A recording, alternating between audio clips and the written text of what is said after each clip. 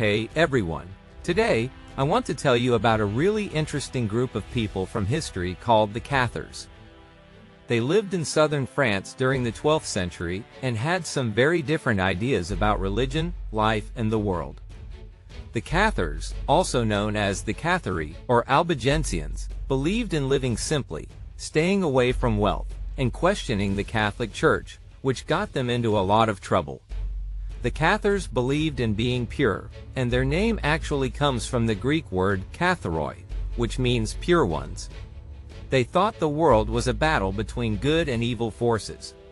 They believed Satan had created the world to trap souls inside human bodies. According to them, the goal of life was to escape this trap and return to a pure heavenly state, by avoiding worldly temptations. The way the Cathars lived was very different from the Catholic Church at the time. Their priests, called prefecti, didn't own anything, didn't collect taxes, and treated men and women equally.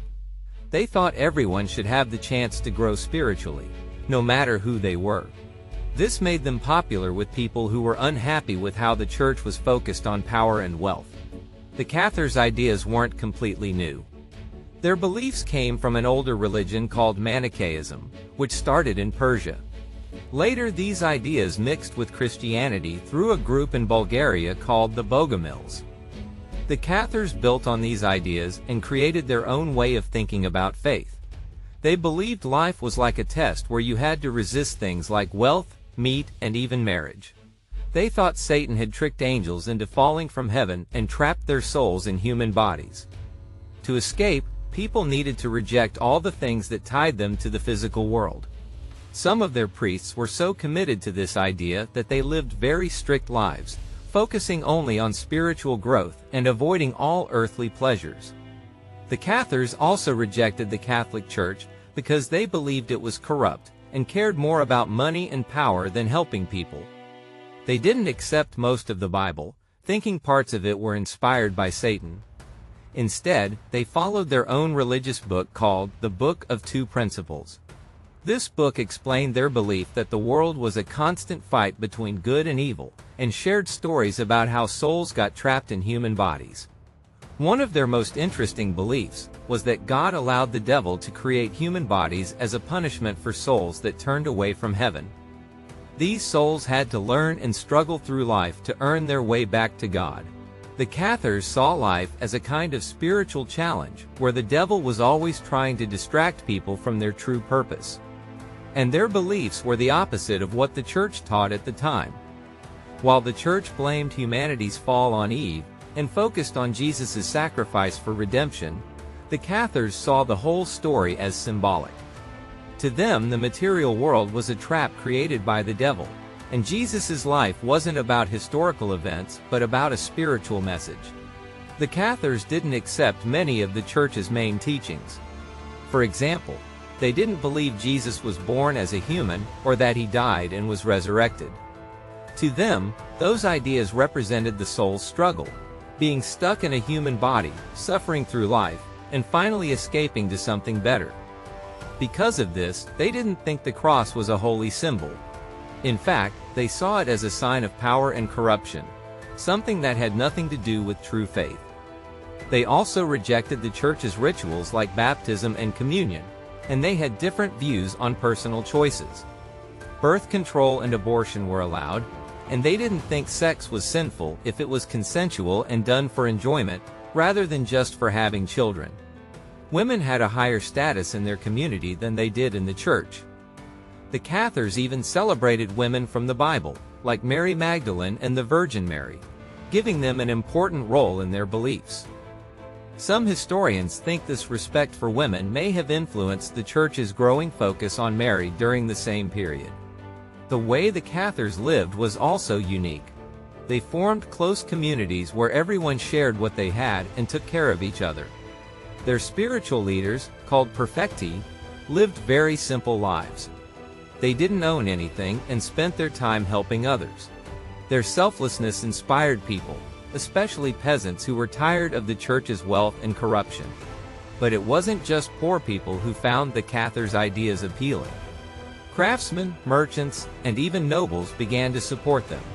Some famous figures, like Eleanor of Aquitaine and her daughter Marie de Champagne, were rumored to agree with their ideas. By the mid-1100s, the Cathars were organized enough to hold meetings and create their own system of leadership. They didn't have a single leader like the Pope. Instead, each community had its own bishop who was only responsible for the local group. Their gatherings were small and informal, often held in homes. To join their faith, a person just needed to make a declaration of belief and receive a blessing called the consolamentum. To become a perfectus, someone had to give up all worldly things and go through a period of spiritual preparation. Both men and women could hold this role, showing how much they valued equality. In southern France, the church didn't have much power, so the Cathars were able to live openly and freely. But in other places, they had to keep their faith a secret. Some historians believe their need for secrecy influenced the rise of courtly love poetry. This type of poetry, popular at the time, was all about noble knights serving and honoring beautiful ladies. These stories often showed women in strong and central roles, which was different from earlier literature where women were usually portrayed as less important. Some scholars even think these poems were connected to the Cathars' beliefs. The brave knight might represent a faithful Cathar, and the lady could symbolize spiritual truth, trapped by the church's strict rules.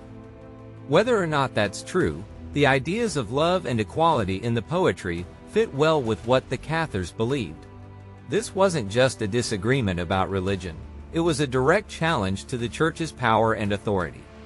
The Cathars' ability to attract followers from all parts of society made them more than just a small group of heretics. They were becoming a real movement, and the church couldn't ignore them any longer. And by the late 1100s, the Cathars had spread their beliefs across southern France, offering a simple and equal way of life that many found appealing. People were unhappy with the Catholic Church because of its corruption, so more and more began to follow the Cathars. The Church tried many times to stop this movement by sending messengers and holding meetings, but nothing worked. In 1208, Pope Innocent III decided to take stronger action. He sent Pierre de Castelnau, a monk and lawyer, to southern France. Pierre's mission was to convince Raymond VI, the Count of Toulouse, to act against the Cathars. But Raymond, who supported the Cathars, refused. Soon after, Pierre was killed. The church blamed Raymond for the murder, though no one knows for sure who did it. This event changed everything. Pope Innocent III called for a crusade against the Cathars and their allies in southern France. To get northern French nobles to join, he promised them land and wealth from the south. This offer led to a strong response, and in 1209, the Albigensian Crusade began. It was a harsh and violent campaign. One of the most terrible moments happened during the siege of Béziers.